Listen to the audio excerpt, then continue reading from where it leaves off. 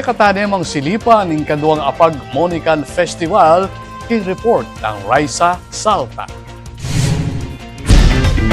Pitong organic farmers iba't king barangay Santa Monica, San Simon ing meg antimo chef king meto nga aldo para king kaduang Apag Monican Festival. Binida Da Reng ing karelang Gelingan king Pamaglutu gamit ing karelang pupul iba't king sariling tanam.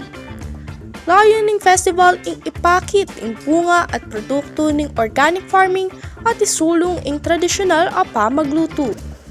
King sawop ning Municipal Agriculturist at Department of Agriculture, megong pisaya ing programa inyang January kapamilatan ning Pemyeng Bini. Balang partisipanti, miyang pang kumpletong putahi, manibat ning appetizer, main course, hanggang dessert.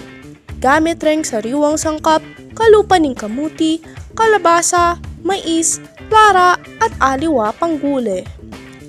Agpangkang Marifa Mercado, focal person ning festival, layon ning ligligan ing ipakit ing galing king kusina dareng ortelano, kabang pasig nangan ing pamananaman.